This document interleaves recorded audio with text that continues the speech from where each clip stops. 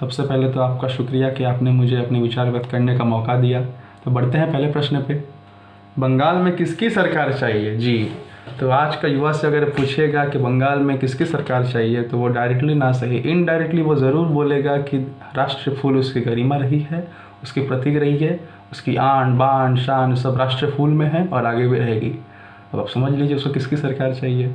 चलिए बढ़ते हैं दूसरे प्रश्न पे। बीजेपी चाहिए तो क्यों और टीएमसी चाहिए तो क्यों? जी, बात जब पता चली गई है तो आगे बढ़ते हैं। अच्छा, क्यों चाहिए? अच्छा, देखिए, मोदी जी की सरकार को आने दीजिए। 3 मई से परिवर्तन की मिसाल दौर पड़ेगी। बंगाल में जितने भी क्राइम रेट्स हैं, जितने भी रिमोट एरियाज़ में क्राइम रेट्स हुए हैं, दूर दार के एरिया में, लोकल्स में, जितने भी टीएमसी के गुंडों ने कार्यक्रम में, उनके बीजेपी के कार्यक्रम में, बीजेपी के दफ्तर में इतने क्राइम किए हैं कि क्या बताए। 3 मई से सभी गुंडों को जेल में बंद किया जाएगा, उनको कड़ी से कड़ी सज़ा मिलेगी। जी, बढ़ते हैं तीसरे प्रश्न पे। चलिए, तीसरा प्रश्न है कि सरकार से क्या क्या उम्मीद है इस बार? चलिए, देखिए, बीजेपी सरकार से अगर बीजेपी सरकार सत्ता पे आती है, जीतती है, तो हमारी बंगाल की क्या बताए, बंगाल की जो जनता है इस बार उम्मीद रहेगी कि दीदी के इन 10 सालों में, दीदी जब से सत्ता पे आई है, इन 10 सालों में जो जो डेवलपमेंट प्रोग्रेसेस पे पॉज आए हुए हैं, रुकावट आए हुए हैं, सेंट्रल के रिलीफ फंड्स पे, सेंट्रल के जितने भी रिलीफ फंड्स हो गए, सेंट्रल के जितने भी बीच में जो तूफान डिजास्टर मैनेजमेंट के जो रिलीफ फंड्स आए हैं, सब्सिडीज़ आए हैं, सब पे तो रोक लगा दी थी दीदी ने ना, तो सब पे कंटिन्यू होंगी। सेंट्रल के जितने भी रिलीफ फंड से लेकर गवर्नमेंट नॉर्म्स तक सब कुछ लागू हो गया फिर से, और सोनार बांग्ला का सपना पूरा होगा। चलिए बढ़ते हैं नेक्स्ट प्रश्न पे। क्या है? टीएमसी ने अभी तक क्या क्या काम करवाए?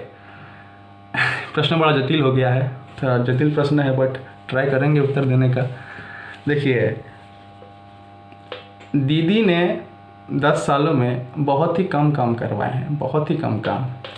बताते हैं, जैसे 2017 से बीजेपी के 200 से ज़्यादा कार्यकर्ताओं की हत्या कर दी है उन्होंने। 200 से ज़्यादा कार्यकर्ताओं की हत्या कर दी है। दूसरी, यहाँ की जनता को सेंट्रल के अगेंस्ट भड़काया गया है। यहाँ की जनता को सेंट्रल के अगेंस्ट भड़काया गया है, उकसाया गया है। फिर क्या होता है, इन 10 सालों में दीदी ने लव फॉर हिज भाईपो का नारा बहुत ही जोर पकड़ से धरा था। Love for his भाईपो, Abhishek Banerjee की बात कर रहा हूँ। अभिषेक बनर्जी के ऊपर उनका बहुत बड़ा ट्रस्ट है, उन्हीं पे दिन भर पड़े रहते हैं। जनता आए खाए ना खाए मरे, उनको कुछ फ़र्क नहीं पड़ता। अभिषेक बनर्जी सही है, उनके एकदम चलाना है बढ़िया से, उनको अभिषेक बनर्जी के साथ रहना है, एकदम मस्त चलना है। फिर देखिए, फिर क्या है, बंगाल की जो सॉफ्ट पावर है, जैसे हमारे भारत की सॉफ्ट पावर क्या हो गई? भारत की सॉफ्ट पावर होगी योगा, चाय। तो जैसे बंगाल की जो सॉफ्ट पावर है वो फिशरमैन्स है, वो मछलियाँ हैं, मछुआरे हैं। इन 10 सालों में यहाँ के जितने भी फिशरमैन हैं, हमारे दीदी ने राहत बचाओ स्कीम्स जो कि सेंट्रल से आए थे, बंगाल की जनता को ना मिलने दिया। जितने भी राहत बचाओ कार्यक्रम से लेके अम्फान तूफ़ान से लेकर बुलबुल तूफ़ान में जितने भी सब्सिडीज़ मिली, गवर्नमेंट नॉर्म्स, रिलीफ्स फंड्स जो भी कलेक्ट हुए सेंट्रल के द्वारा जो दिए गए, सब तो दीदी खा गई, अपने पॉकेट मार ली फिर तो। चलिए फिर, और आप बीजेपी की सरकार को आने दीजिए। देखिएगा, हर मछुआरे के बैंक अकाउंट में 6-6 हज़ार विदाउट कट मनी, 6-6 हज़ार विदाउट कट मनी मिलेंगी हर किसान के बैंक अकाउंट में। 18,000 रुपये तक की संभावना है उनको भेजी दी जाएगी। यह बीजेपी सरकार की दावा है। बढ़ते हैं अगले प्रश्न पे। मेन फोकस किस पे होनी चाहिए सरकार की? देखिए सरकार की मेन फोकस तो देखिए पानी की समस्या तो हर जगह है। बंगाल में खासकर हम जिस एरिया से बिलोंग करते हैं, पुरुलिया से बिलोंग करते हैं, पुरुलिया में तो पानी की बहुत समस्या है। यही पुरुलिया का भी पानी का स्रोत हुआ करता था, जहाँ पानी का बहाव इतना तेज के था कि हर डिस्ट्रिक्ट में जाया जाता था यहाँ का पानी। अब यही पानी अब सूखा पड़ गया है, क्या बताएं, पुरुलिया का हालत बहुत गंभीर है। तो पानी की समस्या तो हर जगह ही है। इन रिमोट एरियाज़ में पानी पहुँचाने की समस्या पे अगर बीजेपी सरकार काम करती है तो बहुत ही अच्छा होगा। फिर इल्लीगल डंपिंग, घुसपैठियों की घुसपैठ जो होती है, चाहे वो जानवरों की तस्करी हो या फिर वोट बैंक की तस्करी। बंगाल में जो वोट बैंक की तस्करी चल रही है वो क्या बताए। सब पे अगर बीजेपी रोक लगाएगी तो बहुत ही अच्छी होगी। लव जिहाद, हाँ लव जिहाद पे कानून तो बन चुकी है, लेकिन इसको अमेंड बीजेपी सरकार अगर कर देगी बंगाल में तब तो बहुत ही अच्छा होगा। इतना तेज़ी से दीदी ने लव जिहाद को फैला के रखा है बंगाल में, क्या बताए। फिर इस पे काम होना चाहिए कि पूरी तरह से हर सिटीजन्स को जागरूक हो जाए।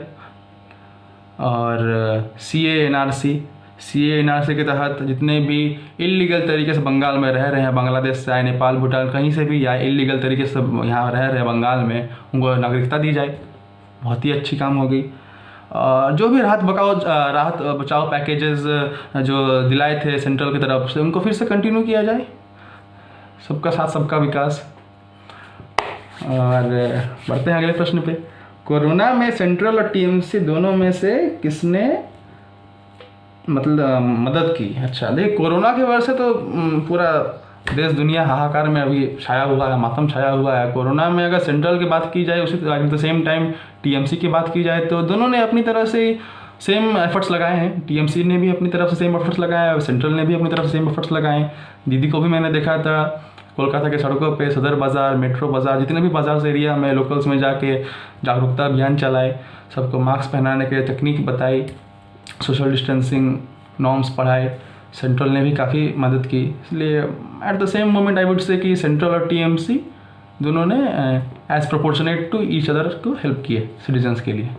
तो यही था आज के वीडियो। और अंत में सभी को मेरी तरफ से बहुत बहुत शुक्रिया, आप लोगों ने मुझे समय दिया अपने विचार व्यक्त करने के लिए। वंदे मातरम, जय हिंद।